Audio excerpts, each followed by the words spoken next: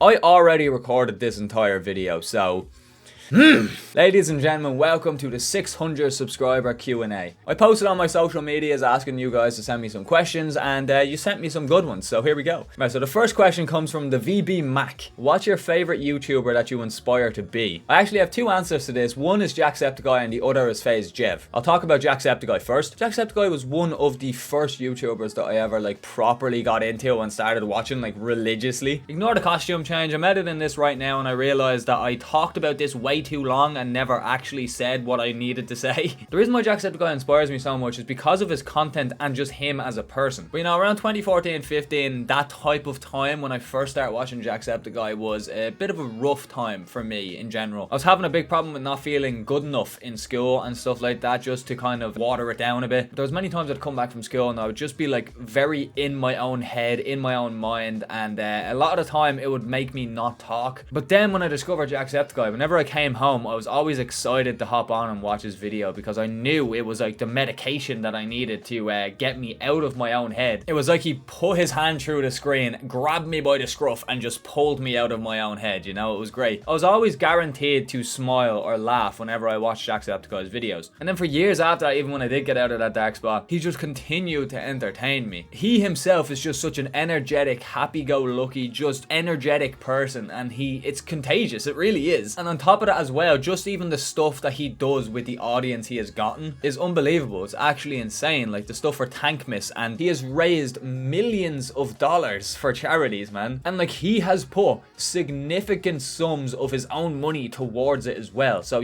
it's not just a publicity thing for him. He actually cares about this stuff. And nowadays on YouTube, it's just full of these money hungry little fuckers that when they get money, all they do is brag about it. They don't actually care about their content. They don't actually care about their viewers. They just care about how much money their viewers can give them. And when they get the audience and they get the money, they don't actually do any good with it. But the main reason I look up to him so much is he changed my thought process a lot, especially with a lot of other things, including YouTube. Because as I mentioned, I used to come home on dark days and he would brighten my day. And that is the exact same reason why I do YouTube myself. One, because I love it, and two, because there was some sort of responsibility in me that it feels that I kind of need to pass on what he did for me. The main reason I make these videos is because I like making people laugh. I like seeing people happy, and if my video just makes one person laugh and make them forget about whatever's going on in their life and just makes them feel a little bit better, then my job is done. I've succeeded. But yeah, I'm gonna stop talking about him now, because if I don't, I will keep bambling on just like I did in the last recording. So yeah, back to White Jumper me. On to FaZe Jev. FaZe Jev is another person who has gained an audience but has not changed as a person. His content is genuinely the same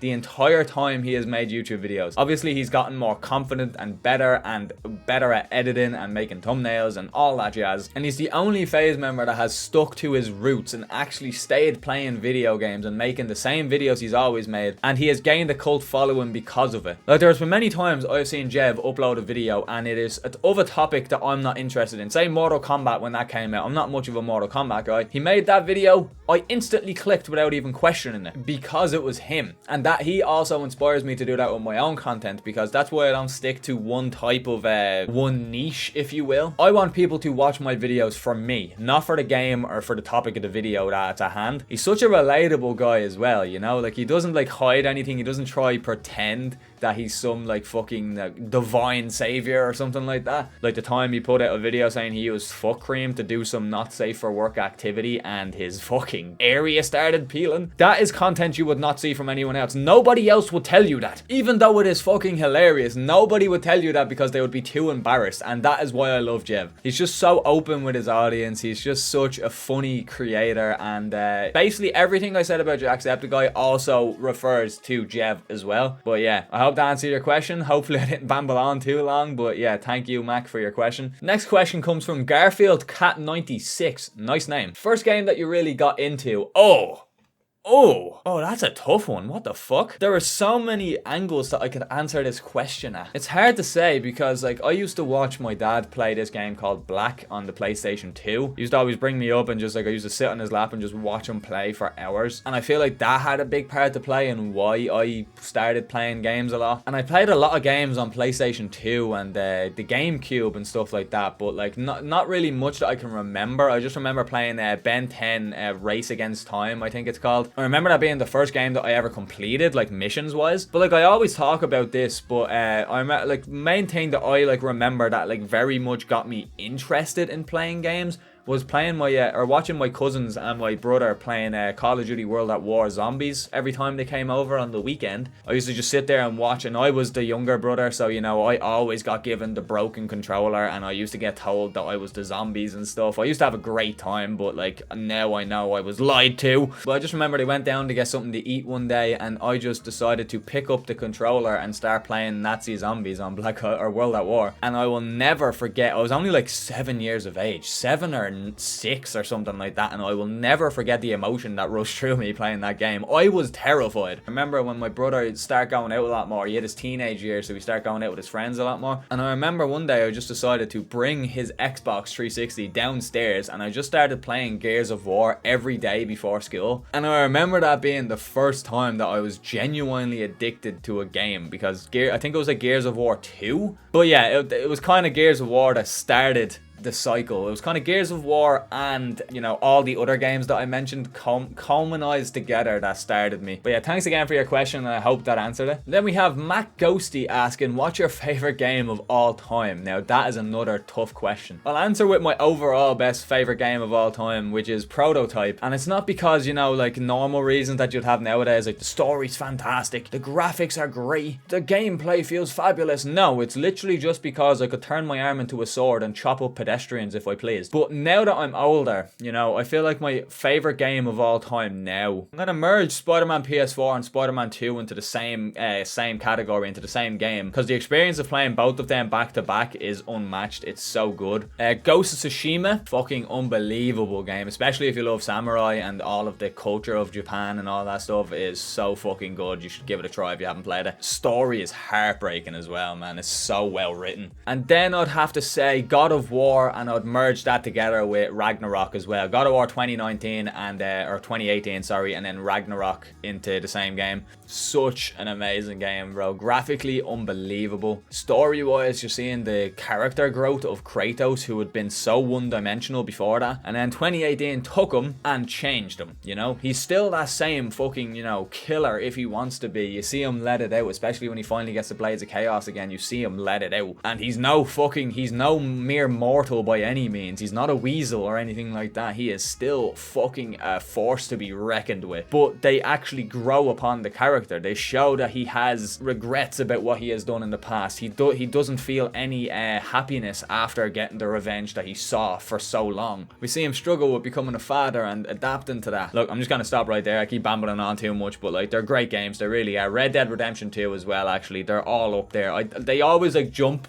around. They're never like just one like state of the heart one at the very top, you know what I mean? But yeah, thanks for your question, and I hope that answered it. By the way, Matt, absolute legend. Hope you're doing good. And then we have Zin the Great, if you will. What's the most fun you've ever had with gaming? It's actually a mad coincidence that you asked this question, because you're a part of it. There was a period of like 2-3 years that I remember very fondly. You know, like, I've always had a really good time gaming. You know, I've always had really good friends to play with. You know, the friends that I have from PlayStation that I still talk to this day, I have played with for years and years and years, and there is never a dull moment. It's always been fun. But the one time that sticks out for me for being different and being fun in a very different way was around like 2014, 2015, like around those 2 years when Black Ops 3 came out and Advanced Warfare. Because around that time, I ended up joining a team called ZP Alliance, and I was in that team for a while. I was playing with the guys like Daco and Prizzle and all them. They were fucking legends, man. I really hope they are doing well. If you're watching this, please comment down below, man. I want to get in contact with you cunts. So that was like the first proper like sniping slash trick shotting team that I'd ever joined. But then unfortunately ZP ended. But then I randomly got a message from Zin, who asked a question asking me if I wanted to join a team named Livid. And here's the thing about Livid, okay? I met Zin on Black Ops 2, and I ended up joining a team with him and a few other guys called Straight, and I had a blast with that. It was fucking great. But then it ended, all that jazz, blah blah blah. We all went our separate ways, and then Zin randomly messaged me asking me to join Livid, and without hesitation, as soon as I seen his name, I knew straight away I'm joining this team. And it was great. The montages that were getting put out were fantastic. I had such a good time playing with the guys. I was in my first ever like proper edited montage and stuff. It was pretty fucking sick, you know. It was great. And that was around the time that I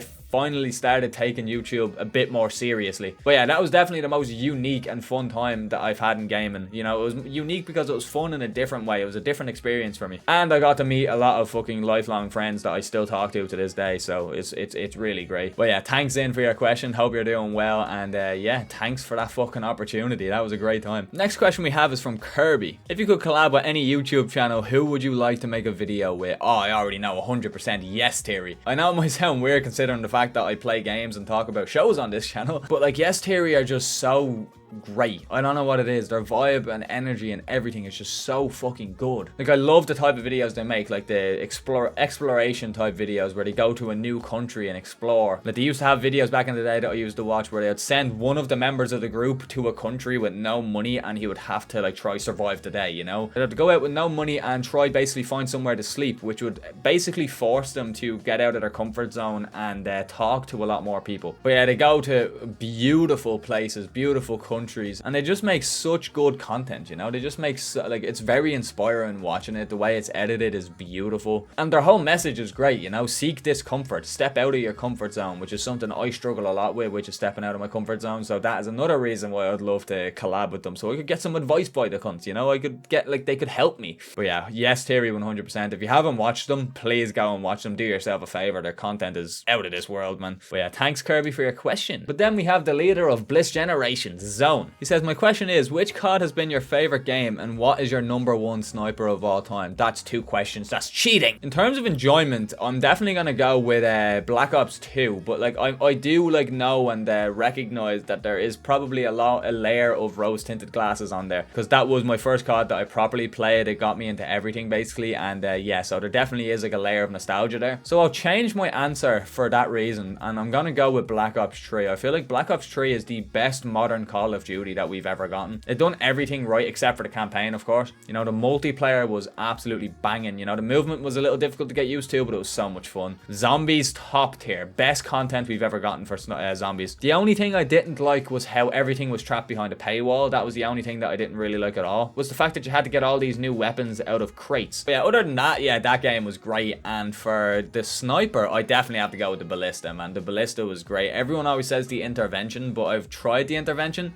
and I'm not crazy about it, you know? Yeah, that was a quick answer, but yeah, thanks for your question. And then we have Yan, my baby boy. My baby boy. Are you gonna start streaming again? No, most definitely not. But I don't know, I feel like my personality doesn't really go well with streaming. And I personally have no filter, so 100% at some point if I did stream, I would say something that would end up ruining my chances of ever making it on this fucking platform. So, but yeah, anyway, everyone, thank you so much for your questions. I hope the answers were, you know, suitable, I guess. I've recorded this video 3 times because every time I just keep rambling on, you know? Like, I don't want this video to be like 20 minutes long. But yeah, it's not very often that I have people like asking me questions about myself, you know? So it is a very exciting thing to do. But again, thank you all so much for 600 subscribers. It really, really means a lot. We are already on 632 subs, which is fucking bonkers, man. The videos have been doing really well. Everything's just fucking fantastic right now, guys. You have honestly made my fucking year, without a doubt. So yeah, thank you all so much for asking the questions. Thank you so much for subscribing. Thank you for watching and commenting the videos. Like, it means more than you know.